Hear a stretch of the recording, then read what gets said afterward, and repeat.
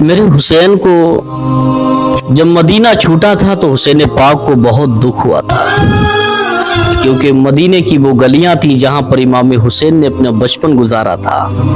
और एक बात याद रखो, जहां पर कोई एक आम तौर पर इंसान जहां पर बचपना गुजरता है तो मरते दम तक वो जगह याद रहती है, उससे मोहब्बत होती है। इमाम हुसैन का जब मदीना छूटा था तो इमाम हुसैन को इतना गम हुआ कि रोज़े नबी पर आपके आंसू निकल रहे थे।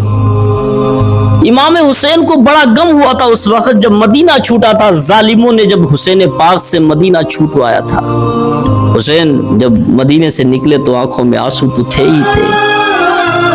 कितना जुल्म सहा है मेरे हुसैन ने।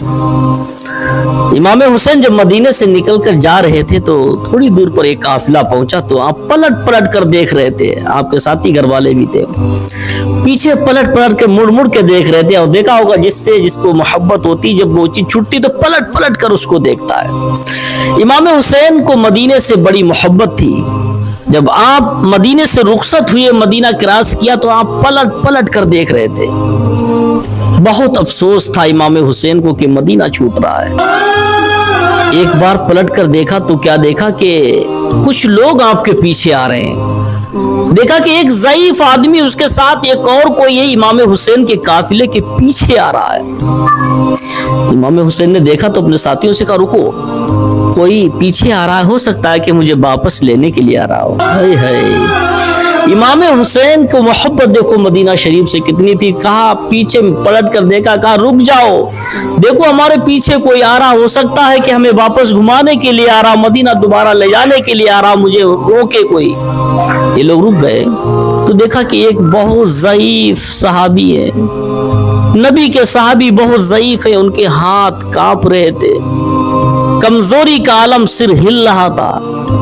जब बोलते हैं तो जबान लड़खड़ा रही थी, पैर थरथरा रहे थे, कांप रहे थे। इमाम हुसैन दौड़ के उनके पास गए, बोले तुम तो हमारे नाना जान के सहाबी हो, गुलाम हो, कैसे आप हमारे साथ आ गए?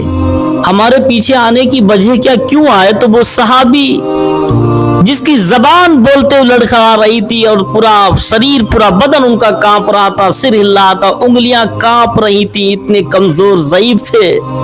इमाम हुसैन ने कहा, तुम हमारे काफिले के पीछे क्यों आ रहे हो, क्या वजह? तो सहाबी सिसकियां लेकर रोते हुए, वो ज़ईफ कांपते हुए, थरथराते हुए, लड़खड़ाती जबान में कहते हैं, हुसैन मैं तुम्हारे पीछे नहीं आ रहा हूं, बल्कि मस्जिद नबवी में तुम्हारे नाना मुस्तफ़ा की मैंने एक हदीस सुनी थी, मैं उस हदीस पर अमल करते हुआ जा रहा हूँ। हुसैन फरमाने लगे, मेरे नाना ने क्या फरमाया था?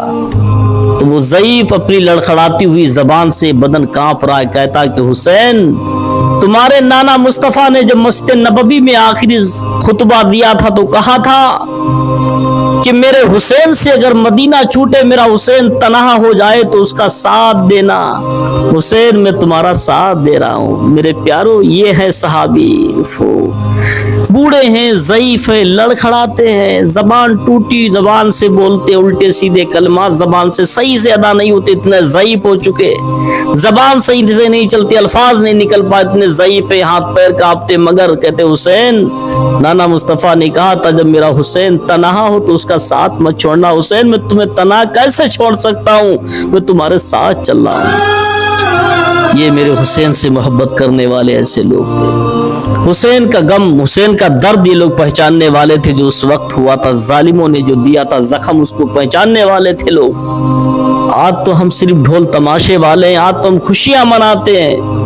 मुहर्रम में देखो ना जाने कितने नौजवान शराब पीकर इमाम हुसैन के नाम पर घरों से निकलते हैं, ढोल तमाशा करते हैं, घूमते हैं, अगर वो शराब के नशे में होते हैं। हालांकि शराब तो आम तो यजीद ने की थी, यजीदियों ने शराब नोशी की थी। हुसैनी तो वो थे जो इमाम हुसैन का दर्द समझते थे। आज अल्लाह हम सब के दिलों में हुसैन पाक की सच्ची मोहब्बत अता फरमाए, खुराफात से अल्लाह हम सबको दूर रखे।